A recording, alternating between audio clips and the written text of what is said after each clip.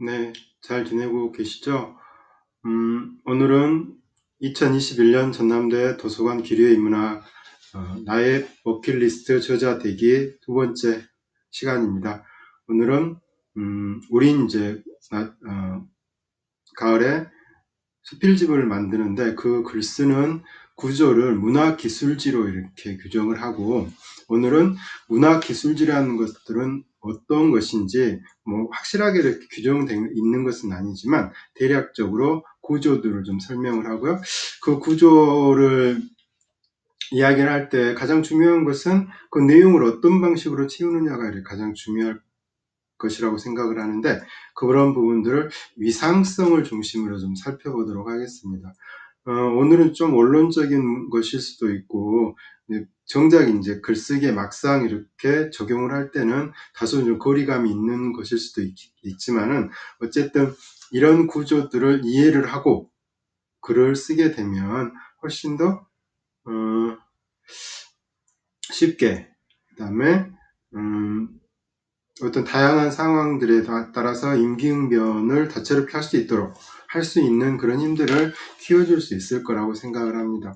먼저 문학기술지 구조, 이렇게 말은 어렵게 돼 있는데 햄버거를 떠올리시면 될 것 같아요. 햄버거를. 그래서 햄버거는 크게 두 부분으로 이루어져 있잖아요. 가장 위에 빵이 있고 가장 아래에 빵이 있고, 그 사이에 이렇게 주제에 따라서 가장 맛을 잘 낼 수 있는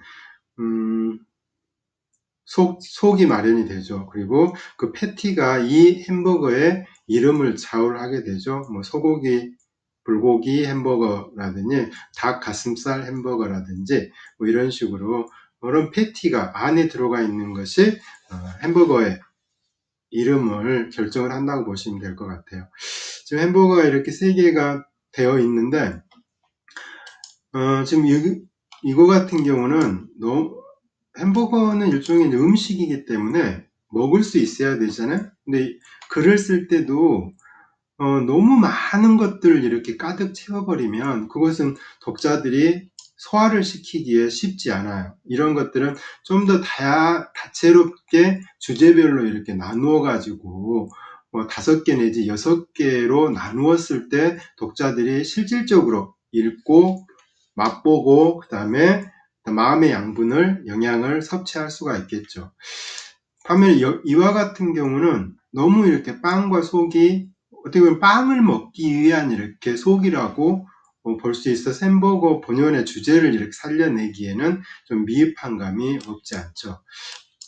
대체적으로 햄버거 하면은 이 정도, 약간 두껍긴 하지만 이 정도가 햄버거로서의 어떤 모양과 맛과 어떤 음식으로서의 기능들을 잘 살리고 있는 것 같아요.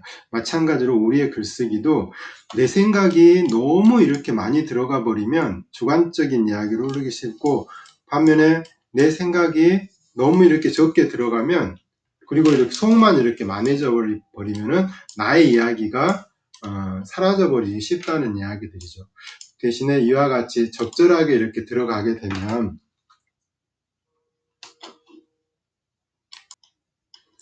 네, 이따가 이제 좀 자세하게 살펴보겠지만, 빵은 나의 이야기, 그 다음에 속은 뭐 대상, 혹은 지금 우리가 보면은 뭐 강진에 대한 이야기, 이렇게 구성을 좀 구분해서 이렇게 이야기할 수 있겠어. 그러나 이렇게 각자가 이렇게 따로따로 놀면 좋은 맛을 낼 수 없는 것처럼, 나의 이야기와 강진의 이야기가 가장 이렇게 잘 어울려 들어갈 수 있는 글이 되어야 한다는 것들이죠.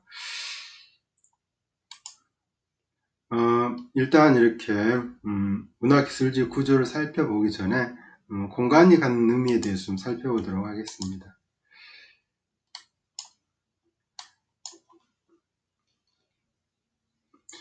앙리 르페브르는 삶을 바꾸기 위해서는 공간을 바꿔야 한다, 이렇게 이야기를 하고 있어요. 현실의 삶에 만족하고 사람은 드뭅니다. 누구나 삶을 좋은 쪽으로 바꾸고자 합니다. 20세기에 많은 나라에서 혁명을 경험했습니다. 한국의 경우도 예외는 아닙니다. 커다란 변화도 물론 중요합니다. 그에 못지않게 중요한 것이 한 사람 한 사람의 삶의 변화, 개선입니다. 물론 이것은 국가적 사회적인 변화와 맞물려 있습니다. 무엇보다 한 사람 한 사람 마음가짐이 중요합니다. 철학자 앙리 르페브르는 삶을 바꾸기 위해서는 공간을 바꿔야 한다고 말합니다.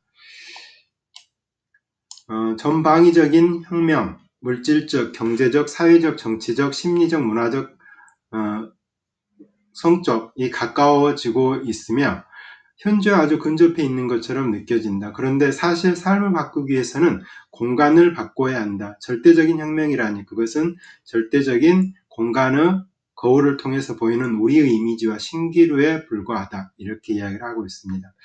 우리의 육체는 두 공간 사이에 자리합니다. 하나는 우리의 신체를 둘러싸고 있는 외부 공간입니다. 다른 하나는 입의 상문에 이르는 공간, 입에서 폐에 이르는 공간입니다. 몸은 이 두 공간 사이에서 자리합니다. 입에서 폐에 이르는 공간을 통해 우리는 대기를 호흡하죠. 동양에서는 천문 그렇게 이야기하죠. 이 호흡을 통해 우리 몸에 피를 돌게 하는 것이 오장의 중요한 역할입니다.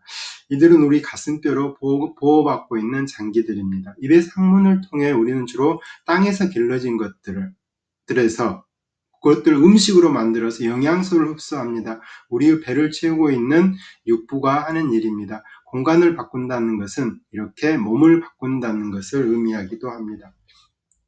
그래서 단순히 이제 어떤 방이라는 분위기를 바꿔가지고 새로운 장소를 체험을 하는 것도 중요하지만은 그렇게 새로운 공간을 바꾼다는 것은 단순히 이렇게 눈으로 새로운 풍경을, 낯선 풍경을 받아들인다는 의미 못지않게 새로운 천문과 새로운 지리로서 그 사이에서 다른 처음 경험하는 인간이 될 수 있다는 그런 의미이기도 합니다. 물론 앙리 르페브르가 동양의 이러한 생각들을 속속들이 다 이렇게 이해하고 한 말은 아니지만은 삶을 바꾸기 위해서 사실 이렇게 공간을 우리가 사는 장소를 바꾸는 것은 되게 쉽지 않은 일이죠. 어쩌다 여행을 가는 것은 그것도 중요하긴 하지만 그때는 이렇게 다시 기존의 공간으로 돌아와야 하기 때문에 근원적인 변화를 갖는 것은 좀 어려운 일이죠.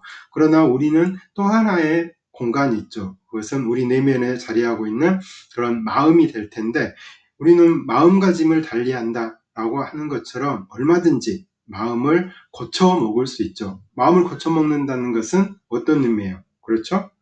우리가 품고 있는 공간을 이렇게 새롭게 한다는 것들이기 때문에 이 마음을 고쳐 먹을 수 있는, 바꿔 먹을 수 있는 그런 동기들을 스스로에게 많이 이렇게 제공을 하게 된다면 우리들은 얼마든지 다른 공간에서 새로운 삶을 모색해 볼 수 있을 거라고 생각이 듭니다.